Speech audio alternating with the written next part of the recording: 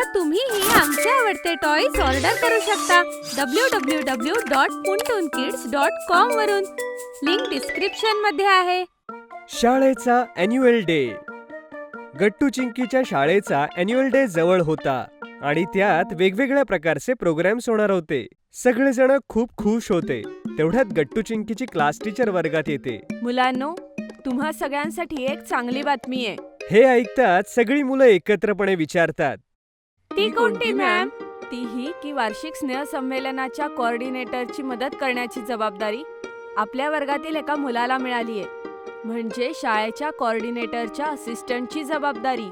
तर तुम्ही सांगा, ही जबाबदारी कोणाला मिळाली पाहिजे? सगळी मुलं विचार करू लागतात की कुणाचं नाव घ्यावं. गट्टू सगळी जबाबदारी नीट पार पाडू शकेल. हो, तसं गट्टूने वर्गाच्या मॉनिटरची जबाबदारीही चांगली पार पाडलीये. तर मग ठीक आहे, गट्टू, तू वार्षिक स्नेहसंमेलनाच्या कोऑर्डिनेटरचा असिस्टंट आहेस. मी तुझं नाव मुख्याध्यापकांना देईन, ठीक आहे? गट्टू उभा राहतो आणि मॅडमला थँक्यू म्हणतो. अरे गट्टू, कॉंग्रॅच्युलेशन्स. मला तर खूप अभिमान वाटतोय की माझा भाऊ शाळेच्या कोऑर्डिनेटरचा, नीरज दादाचा असिस्टंट होणार. नीरज दादा शाळेमध्ये सगळ्यात सिनियर क्लासमध्ये होता आणि स्कूल कोऑर्डिनेटरही होता. तो शाळेत सगळ्यात जास्त पॉप्युलर होता. हो चिंकी, थँक्यू. बघच, ह्यावेळेस मी जबाबदारी अशी छान पार पाडेन की मुख्याध्यापिका स्वतःच माझं कौतुक करतील. सगळे मित्र हसतात. त्यानंतर गट्टू चिंकी आपल्या घरी येतात. दुसऱ्या दिवशीपासून अॅन्युअल फंक्शनची तयारी जोरदार सुरू होते. गट्टू जाऊन नीरज दादाला भेटतो. हॅलो नीरज दादा, मला वर्ग शिक्षिकांनी तुझा असिस्टंट बनवलंय. अरे ये गट्टू, मला तुझ्याबद्दल मॅडमनी सांगितलं होतं. हे बघ, तुला जाऊन चेक करायचंय की डान्स आणि सिंगिंगची प्रिपरेशन कशी सुरू आहे ते. ओके दादा. हो, आणि तू सगळ्या मुलांच्या नावांची लिस्ट बनव, जे जे डान्स आणि सिंगिंग मध्ये पार्टिसिपेट करतायत. आणि हो, खूप महत्वाचं एक काम आहे, ते तू करू शकशील का? कोणतं काम दादा? तुला अॅन्युअल डेच्या दिवशी प्रिन्सिपल मॅडमचं भाषण तयार करावं लागेल. ते जमेल तुला? जर हो असेल तरच सांग, नाहीतर ऐन वेळेला मला काही प्रॉब्लेम नकोय. गट्टू थोडा वेळ विचार करतो आणि मग म्हणतो, ओके दादा, मी ते भाषण तयार करून देईन. Good Gattu, that's the spirit. चल सुरुवात करूया. ओके दादा. प्रिपरेशन सुरू होते आणि गट्टू आपल्या सगळ्या जबाबदाऱ्या नीट पार पाडतो आणि कुणालाही तक्रारीची काहीही संधी देत नाही. अॅन्युअल डेला आता फक्त 3 दिवस राहिले होते आणि प्रिन्सिपल मॅडमचं स्पीच अजूनही बाकी होतं. गट्टू, तयारी कशी चालू आहे बरं मग? खूप छान आई. आणि त्या भाषणाचं काय झालं गट्टू? ते तयार करायला हवं असं नाही वाटत का तुला? हो आई, मी उद्या सकाळीच ते शाळेतच तयार करेन. आता फक्त 3च दिवस राहिलेत. ओके गट्टू, चला आता जाऊन झोपा. पण दुसऱ्या दिवशी सकाळी सकाळी गट्टू आजारी पडतो आणि त्याला ताप येतो. अगं चिंकी, हा गट्टू अजून उठला का नाही? शाळेत जायला उशीर नाही का होणार? आई गट्टूच्या रूम मध्ये जाते आणि पाहते तर गट्टू बेडवरती झोपलेला होता. त्याला ताप आला होता. अरे गट्टू, तुला तर खूप ताप आहे. थांब, मी आत्ताच औषध आणते. आई गट्टूला औषध देते आणि बाबा डॉक्टरांना घरी बोलावतात. चिंतेची काही बाब नाही, पण गट्टू, तुला व्हायरल फीवर झालाय. हा फीवर 2 ते 3 दिवस तरी राहील.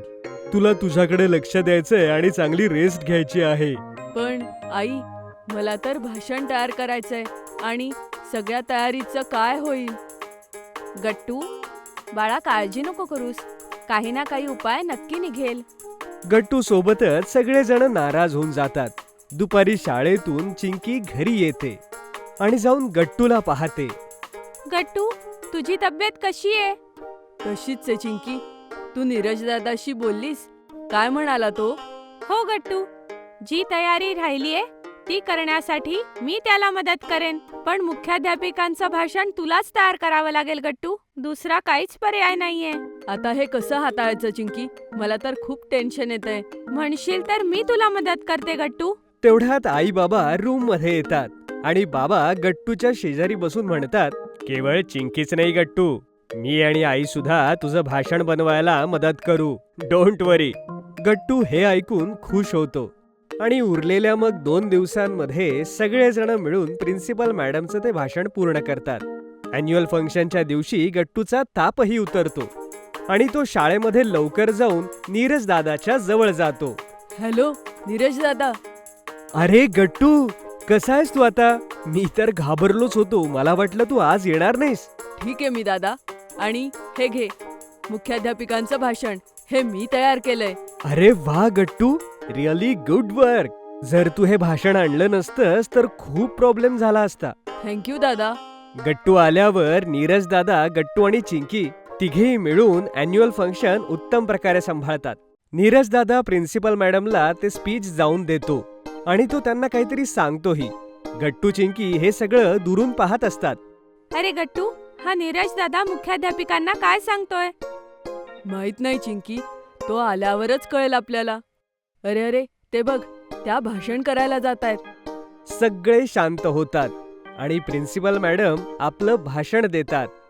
भाषण झाल्यानंतर सगळेजण जोरजोरात टाळ्या वाजवतात. मॅडम पुन्हा एकदा माईकवर काहीतरी बोलतात. विद्यार्थ्यांनो, आज मी इथे सगळ्या मुलांना धन्यवाद देते ज्यांनी यात भाग घेतला. त्यासोबतच शाळेचा कोऑर्डिनेटर नीरज आणि त्याचा असिस्टंट गट्टूचे सुद्धा अभिनंदन करते, ज्यांनी इतक्या चांगल्या प्रकारे हे स्नेहसंमेलन पूर्ण केलं. आणि मी असं ऐकलंय की संमेलनाची तयारी करताना गट्टूची तब्येत खराब झाली होती, पण तरी सुद्धा त्याने ते खूप चांगल्या प्रकारे हाताळलं. ग्रेट वर्क गट्टू. गट्टूच्या वर्गातल्या मुलांसोबतच इतर मुलं सुद्धा जोरजोरात टाळ्या वाजवू लागतात आणि प्रिन्सिपल मॅडम स्टेजवरून खाली उतरतात. फंक्शन संपल्यावर सगळे गट्टूला कॉंग्रॅच्युलेशन्स करायला त्याच्याकडे येतात. गट्टू माझ्या मित्रा, कॉंग्रॅट्स. त्या दिवशी तू मजेत म्हणाला होतास की प्रिन्सिपल मॅडम तुझं कौतुक करतील म्हणून, पण बघितलंस, तुझी ती मजा खरी ठरली. हो, गट्टूने कामच असं केलंय Bunty. I am proud of you Gattu. Thank you everyone. Thank you very much. आणि अशा प्रकारे शाळेचं अॅन्युअल फंक्शन चांगल्या प्रकारे संपन्न होतं.